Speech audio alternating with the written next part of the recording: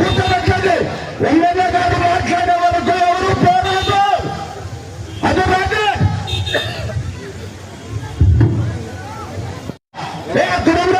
కూర్చోబెట్టండి. MLA గారు మాట్లాడే వరకు ఎవరు పోరాదు. ఎవరు పోరాదు. ఎవరు పోరాదు. అది రండి. మహిళలు బాగుంటే సమాజం బాగుంటుందని, మహిళలు బాగుంటే మీటింగ్లు కూడా సక్సెస్ అవుతాయి. చూసారా, మగాళ్ళందరూ లేచిపోయారు, అక్క చెల్లెలు మాత్రం అక్క కూర్చొని మీటింగ్ సక్సెస్ చేస్తున్నారంటే అక్క చెల్లెలకి సెల్యూట్ కొట్టాలి మనం.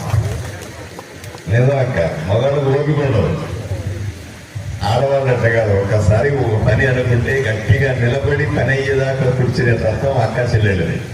అందువల్ల ఎందుకని మా అన్నం చెప్పిన స్టేజ్ మీద కూర్చోగానే మీనాక్షి అన్నదాకా చెప్పిన, టికారెడ్డి కూడా చెప్పిన, అన్న మనం మహిళా క్యాడర్ని బిల్డ్ చేయాలన్నా ఎప్పుడు కూడా స్టేజ్ మీద ఉంటే సగం మంది మహిళలు ఉండాలి, మొత్తం మగవాళ్ళే ఉండాలి. ఎక్కడెక్కడ ఆడవాళ్ళు కనిపిస్తున్నారు. అలవాటు ఆడవాళ్ళని కింద కూర్చోబెట్టి మగవాళ్ళు పైన కూర్చునే అలవాటు రివర్స్ అయిపోయి ఆడవాళ్ళందరినీ కూడా స్టేజ్ మీద తీసుకోగలిగితే ఆ సమాజము బాగుంటది, ఆ పార్టీ బాగుంటది, ఆ ఊరు బాగుంటది అని నేను బలంగా నమ్మేవాడిని. కాబట్టి ఆదోనికి పట్టుకొమ్మలు, ఆదోని బాగు చేయాలంటే నా అక్క చెల్లెల మీద ఫోకస్ పెడితే సరిపోతున్నా.